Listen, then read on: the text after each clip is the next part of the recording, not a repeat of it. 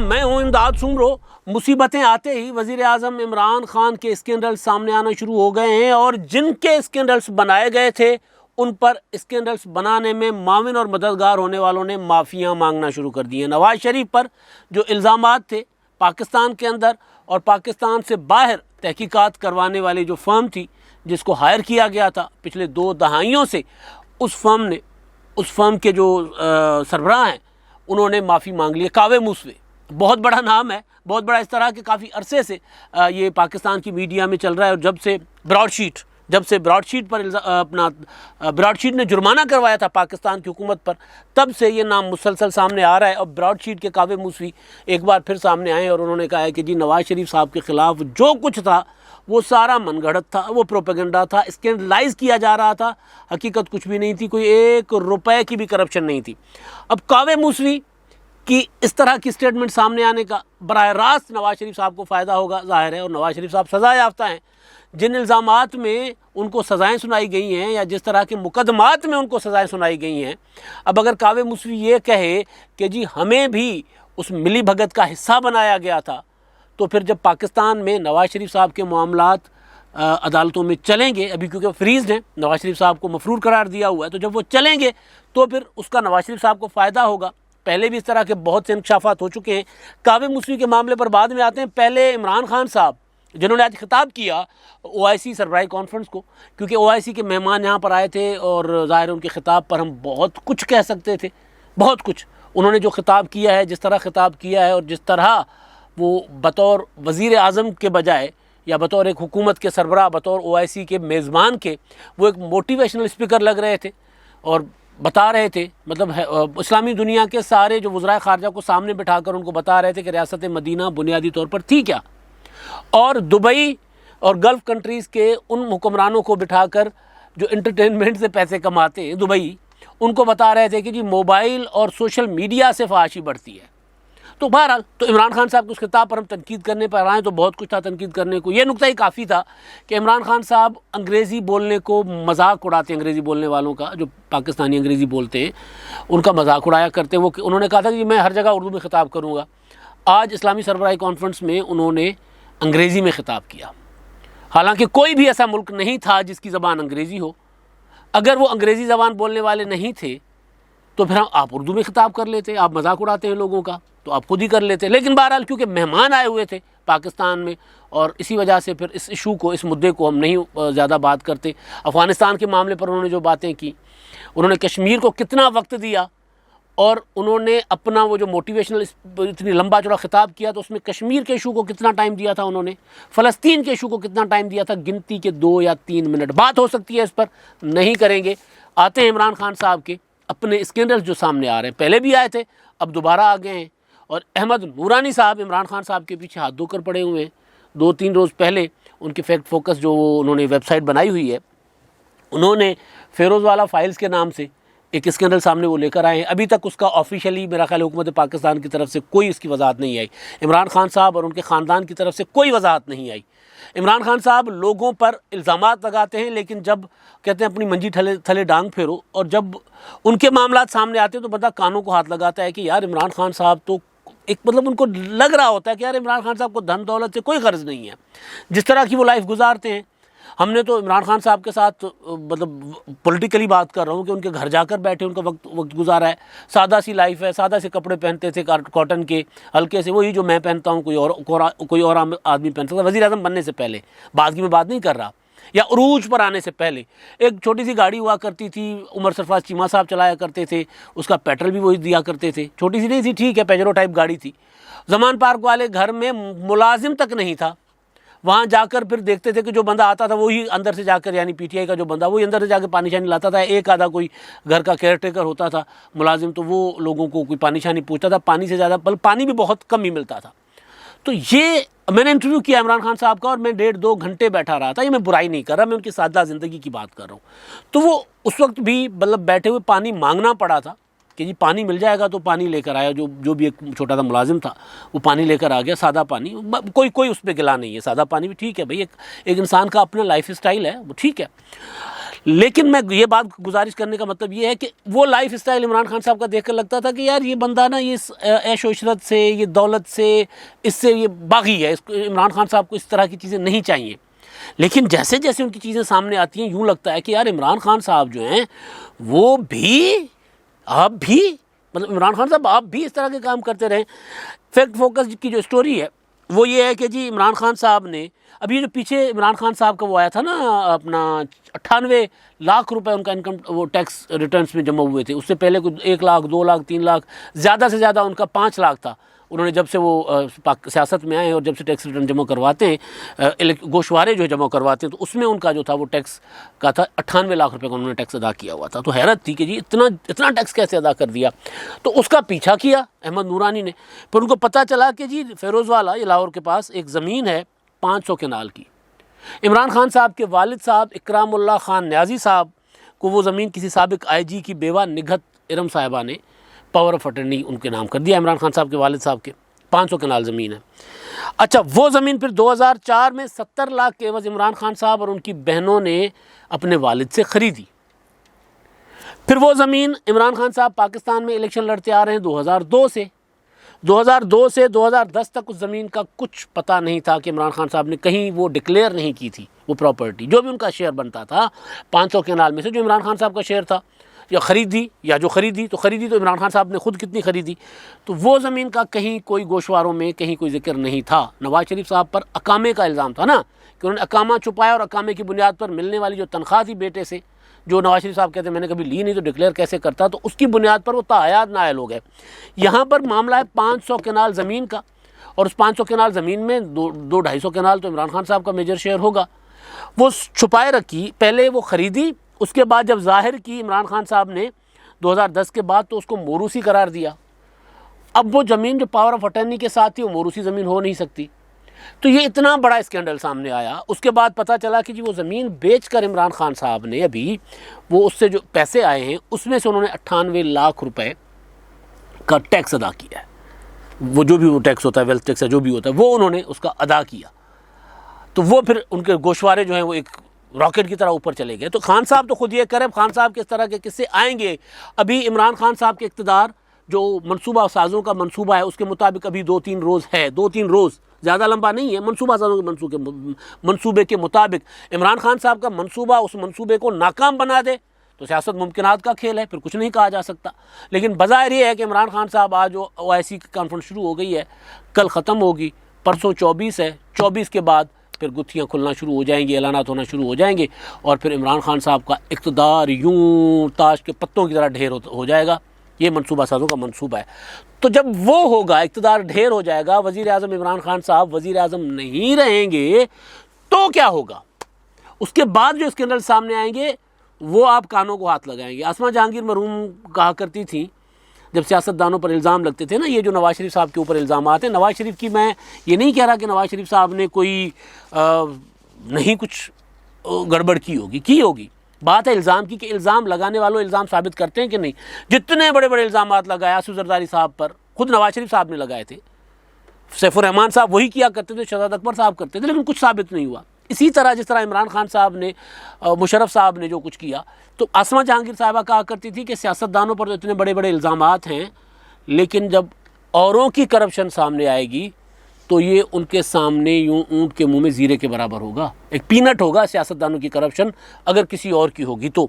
इमरान खान साहब जिन पर इल्ज़ामात लगाते थे, उनके किस्से कहानियाँ सच झूठ वो हम मानते भी आए हैं, उन पर बात भी करते आए हैं।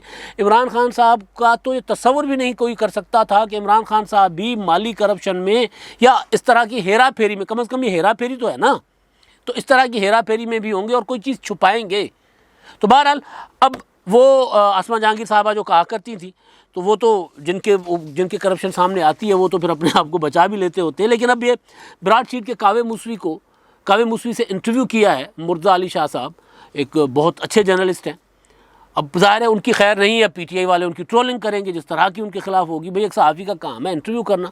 इमरान खान साहब जब अपोजिशन में होते थे, मीडिया का वक्त देते थे, तो हम उनके भी इंटरव्यूज़ किया करते थे। आजकल इमरान खान साहब मीडिया को मीडिया समझते नहीं, जलसों में खड़े होकर कहते हैं कि मीडिया पर भी हमले करो, यही कि मीडिया अपोजिशन से पैसे पकड़ता है।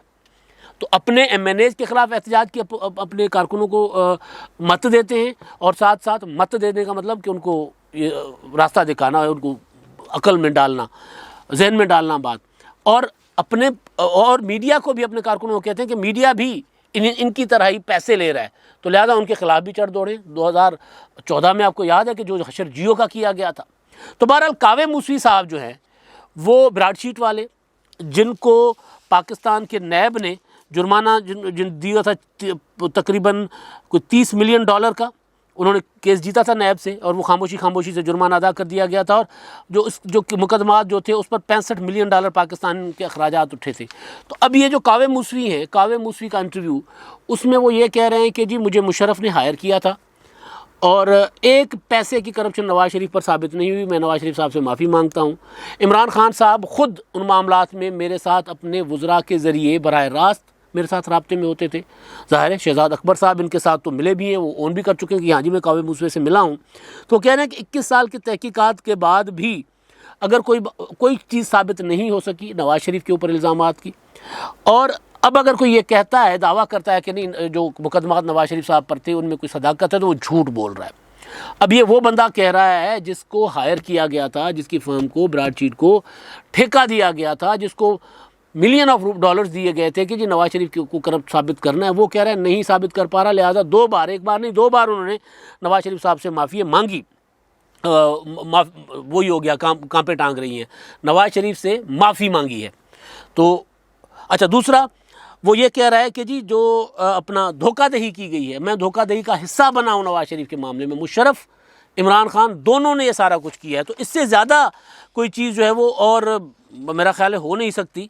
तो 22 साल तकरीबन वो कह रहे हैं हो गए हैं जब से उनको मुशर्रफ ने हायर किया है, और वो अब माफ़ी के तलबगार हैं, और वो कह रहे हैं कि जी इसमें अगर मुझे कहीं ज़रूरत पड़ेगी तो मैं हाज़िर भी हो जाऊँगा।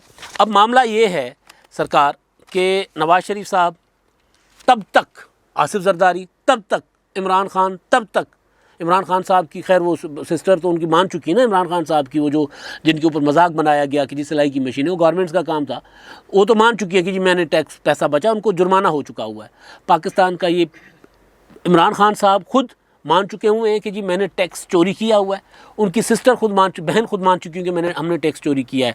लेकिन ठीक है वो मान चुके हैं, लेकिन मैं ये कह रहा हूँ कि जो करप्शन के बड़े इल्ज़ामात हैं जब तक किसी पर साबित नहीं होते, चाहे इमरान खान साहब हो, कल को अगर नवाज़ शरीफ की हुकूमत या पीपल्स पार्टी की हुकूमत आती है और वो इसी तरह इमरान खान साहब को परसू करेंगे जिस तरह इमरान खान साहब नवाज़ शरीफ या आसिफ जरदारी को करते रहे, या दीगर अपोजिशन के कायदीन को करते रहे, या खुर्शीद शाह साहब जैसे बुजुर्ग आदमी को भी उन्होंने 2 साल जेल में फेंक दिया और फिर भूल जाते हैं जेल में डाल के, फिर मतलब कमाल होता है। वैसे मुशर्रफ साहब के ज़माने में सिद्दीकुल फारूक साहब को जेल में डाल के भूल गए थे, और अदालत ने पूछा था कि यार मुलजिमों में एक बंदा ये भी है, तो उन्होंने कहा इसको भी हमने गिरफ्तार किया है क्या? अदालत ने कहा खुदा का कहर तुम लोगों के ऊपर, ये एक बंदे को जेल में डाल के भूल गए।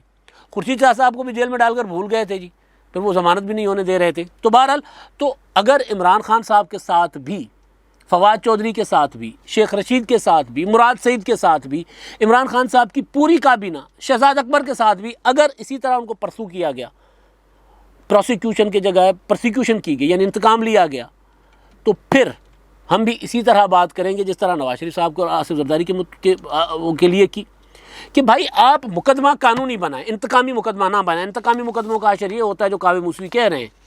तो इमरान खान के खिलाफ भी अगर कल को कोई ये बात करेगा, इस तरह की कोई हरकत करेगा, तो ज़ाहिर है हम फिर इमरान खान के हक़ में बात करेंगे। आज साबित हो रहा है कि नवाज शरीफ पर एक बार नहीं साबित हो रहा है, ये कई बार साबित हो चुका हुआ है कि नवाज शरीफ पर जो इल्ज़ामात लगाए गए थे वो झूठे थे, गलत थे, बेबुनियाद थे। सबसे पहले अरशद मलिक साहब जिन्होंने नवाज शरीफ साहब को सज़ा दी, नैब के जो जज थे, वो सामने आए, उनकी वीडियो सामने आई, उन्होंने बताया कि उनको किस तरह वीडियो बनाकर ब्लैकमेल किया गया, और जिन तफ्तीशियों ने वो वीडियोस देखी हैं उनसे हमारी मुलाकातें हुई हैं। उन्होंने कानों को हाथ लगाई कि यार किस तरह एक पूरी फिल्म बनाई गई थी 40-47 मिनट की, 40-47 मिनट की उनकी फिल्म बनाई गई थी मुल्तान वाली, और उसकी बुनियाद पर फिर नवाज शरीफ को सज़ा दिलवाई गई थी। और फिर वो उसके बाद फिर शौकत अजीज़ सिद्दीकी साहब, उनका तो मामला अदालत में चल रहा है, सुप्रीम कोर्ट में उन्होंने बयान हल्फी जमा करवाया हुआ है। उसी बुनियाद पर मरियम नवाज़ ने अपनी जो अपील है इस्लामाबाद हाई कोर्ट में, उसमें उन्होंने वो उनका बयान हल्फी शामिल किया हुआ है कि जी देखें किस तरह हमें इंतकाम का निशाना बनाया गया। तो वो आई चीज़ सामने शौकत अली सिद्दीकी साहब की कि किस तरह एक साहब उनके पास गए, उन्होंने कहा कि जब हमारी 2 साल की मेहनत ज़ाया हो जाएगी अगर नवाज शरीफ की ज़मानत हो गई तो। अपना चीफ जस्टिस उस वक्त के साकिब निसार साहब, उनकी ऑडियो जो यही अहमद नूरानी साहब लेकर आए थे सामने, ऑडियो पर जो वकला तंजीमें तो अदालत चली गई, जो मुतासिर फरीक है जिनका दामन दागदार किया अहमद नूरानी ने, वो नहीं जा रहे अदालत, वो नहीं उनको पर अपना सूट कर रहे, उनके ऊपर कोई मुकदमा कर रहे तक इज़्ज़त का या जो भी बनता है कि भी एक जज के ऊपर इल्ज़ाम आ रहा है, चीफ जस्टिस के ऊपर इल्ज़ाम आ रहा है कि वो फ़ोने करके मातहत अदालतों को कहते रहे कि नवाज शरीफ और मरीम नवाज़ को सज़ा देनी है क्योंकि ये दोस्तों ने फ़ैसला किया है। और हमने दोस्तों को समझाने की कोशिश की है कि मरीम की सज़ा तो नहीं बनती, लेकिन दोस्त कह रहे हैं सज़ा दें तो दें और कोई रास्ता नहीं। ये चीफ जस्टिस ऑफ पाकिस्तान की ऑडियो है, वो भी नवाज शरीफ साहब के हक़ में, और हक़ में इसलिए भी जा रही है कि चीफ जस्टिस साहब खुद उनको कहा गया कि जी आप इसको अदालत में ले जाएंगे। उन्होंने कहा मैं कोई पागल हूँ अदालतों का चक्कर काटूँ। भाई आपके ऊपर इल्ज़ाम लगाए, आप अपना दामन साफ़ करें। आप या कह दें कि आप आ जाएं, फिर कटड़े में कह दें कि हाँ जी मेरे ऊपर दबाव था। जिस तरह नसीम हुसैन शाह मरूम जो है वो सामने आ गए थे ना, उन्होंने कहा था कि भुट्टो शहीद को फांसी देने के लिए हमारे ऊपर दबाव था, हमने दबाव में फांसी दी थी। वो फैसला अदालती फैसला नहीं था, वो आमराना फैसला था। वो कह चुके हैं ना, किताब भी लिख चुके हुए। तो अपना साकिब निसार साहब, राना शमीम साहब जो गिलगित बल्तिस्तान के चीफ जज थे, उन्होंने कहा जी मेरे सामने साहब फ़ोन करते रहे साकिब निसार। उन्होंने अपना इस्लामाबाद हाई कोर्ट के में फ़ोन किया और कहा कि जी ये होना चाहिए, इस तरह होना चाहिए। वो सारी चीज़ें अदालत में हैं, लेकिन साकिब निसार साहब खुद नहीं जा रहे अदालत में। तो ये सारे मामलात क्योंकि नवाज शरीफ साहब की अपील पेंडिंग है, नवाज शरीफ साहब क्योंकि मफरूर करार दिए गए हुए हैं, मरीम नवाज़ साहिबा जाती हैं, कल भी गई थी अदालत में, तो नवाज शरीफ साहब की अपील तो पेंडिंग है। वो जब नवाज शरीफ साहब इंतज़ार में हैं, अब दिनों की बात है, महीनों की बात नहीं है, क्योंकि मनसूबा साज़ों में नवाज शरीफ साहब भी शामिल है। तो कल परसों तरसों तक इमरान खान साहब की हुकूमत वो समझ रहे हैं कि चली जाएगी। तो इमरान खान साहब की हुकूमत चली जाएगी तो फिर नवाज शरीफ साहब जो हैं वो यहाँ पर उनकी अपनी हुकूमत बनेगी, जेलें उनकी अपनी होंगी, अपनी हुकूमत के मात होगी, प्रोसिक्यूशन इनका अपना होगा। नैब के चेयरमैन तो आप देख रहे हैं ना, वो तो एक ऑर्डिनेंस पर हैं, ऑर्डिनेंस लैप्स कर गया, चेयरमैन साहब अभी तक बैठे हुए हैं। कमाल है वैसे, यानी वो ऑर्डिनेंस को मेरा ख्याल हो गया होगा ना टाइम, जो चेयरमैन नैब को कि नए चेयरमैन नैब तक के आने तक ये ऑर्डिनेंस था कि ये काम करते रहेंगे। और ऑर्डिनेंस की एक मियाद होती है, उस मियाद तक पार्लियामेंट से उसकी मंजूरी ज़रूरी होती है। वो पार्लियामेंट में ऑर्डिनेंस की मंजूरी हुई नहीं है और वो बैठे हुए। तो नैब भी शायद हो, फिर अगर नून लीग और पीपल्स पार्टी हुकूमत आती है तो फिर नैब को तो इसी शक्ल में नहीं रहने दिया जाएगा। तो फिर नवाज शरीफ साहब फिर पाकिस्तान आ जाएंगे, तो पाकिस्तान आएंगे, गिरफ्तारी देंगे, गिरफ्तारी देने के बाद उनकी अपील जो है वो जो इसी वजह से पेंडिंग पड़ी है कि वो मफरूर है, तो उस पर समाअत शुरू हो जाएगी। समाअत शुरू हो जाएगी तो सारे हक़ाइक़ फिर सामने आ जाएंगे। तो ज़ाहिर है नवाज शरीफ साहब को इसमें इसका फ़ायदा होगा, और ज़ाहिर है वक्त होता है। राना शमीम साहब की स्टेटमेंट जो थी, वो राना शमीम साहब कह रहे थे कि मैंने तो 1.5-2 साल पहले बता दिया था अपना नवाज शरीफ साहब के साहबजादों को, लेकिन वक्त का इंतखाब ये किया गया था कि इमरान खान साहब की हुकूमत कमज़ोर होगी, इंतकाम लेने वाले कमज़ोर, क्योंकि इसको अब इंतकाम ही कहा जाएगा ना जब इतने बड़े सबूत सामने आ रहे हैं। और जब शहजाद अकबर साहब किधर हैं आज, शहजाद अकबर साहब को इसीलिए निकाला गया ना कि उनको वो काम नहीं कर पा रहे थे जो दावे कर रहे थे, जितने डॉक्यूमेंट्स लाकर दिखा रहे थे। जैसे मेरे पास डॉक्यूमेंट है, मैं कह दूं कि जी ये फ़लाँ के करप्शन का सबूत है, मेरे पास फ़ाइल आ गई है, इसी तरह फ़ाइलें लेकर बैठ जाते थे। तो शहजाद अकबर साहब भी नहीं रहे, तो इसीलिए कह रहा हूँ कि इंतकाम, तो जब तक इंतकाम लेने वाली रिजीम जो है वो कमज़ोर हो रही थी तो फिर ये चीज़ें सामने आ रही थी, ताकि आहिस्ता आहिस्ता एक माहौल बने, और माहौल बनाकर ही सियासतदान खेला करते। तो अब ये मैंने आपको याद होगा जब राना शमीम साहब का अपना आया था बयान हल्फी आया था, और उसके बाद जब इनकी बरियतें शुरू हो गई थी, चाहे वो शहबाज शरीफ साहब को जब NCA ने वो मनी लॉन्ड्रिंग के मामले से बरी किया था, तो वो इसाक डार साहब ने ARY के ख़िलाफ़ मुकदमा जीता था। तो मैंने गुजारिश की थी कि पहिया उल्टा चल रहा है, तो ज़ाहिर है अब ये पहिया उल्टा चल रहा है। अब वो रील उल्टी घूमती है ना, जो उसके नीचे आ गया वो आज़ाद होता जाएगा, और जो उससे बाहर है वो उसके अंदर फंसता जाएगा। तो इमरान खान साहब और उनके साथी जो भी उनके साथ रहेंगे, जो नहीं रहेंगे तो फिर शायद वो बच जाएं, क्योंकि वादा माफी गवाह भी तो चाहिए होते हैं ना। तो जो भी रहेंगे फिर वो फंसेंगे। जिस तरह ये मुकदमात बन आ रहे हैं ना, ये फ़िरोज़ आला फाइल्स आ रही है, उसके अलावा और भी बहुत कुछ है, और भी बहुत कुछ। अभी इमरान खान साहब अपना रिंग रोड मंसूबे का इफ्तिताह कर रहे थे। इमरान खान साहब लाहौर में भी एक वो बना रहे हैं, वो अपना एक पुराना मंसूबा था सड़क का, उसको क्या कह रहे हैं, एलिवेटेड एक्सप्रेसवे लाहौर का, तो वो भी बना रहे हैं। तो इस तरह की चीज़ें, और लाहौर अपना रावी का प्रोजेक्ट हो गया, लाहौर का ये जो वाल्टन एयरपोर्ट वाला सेंट्रल डिस्ट्रिक्ट सिटी जो है, वो बिजनेस सिटी जो है, वो उसके मंसूबे हैं। बहुत कुछ इमरान खान साहब के हाथों से हुआ है, बहुत कुछ दस्तखत कर चुके हैं इमरान खान साहब। तो फिर जाहिर है फिर पहिया उल्टा घूमेगा।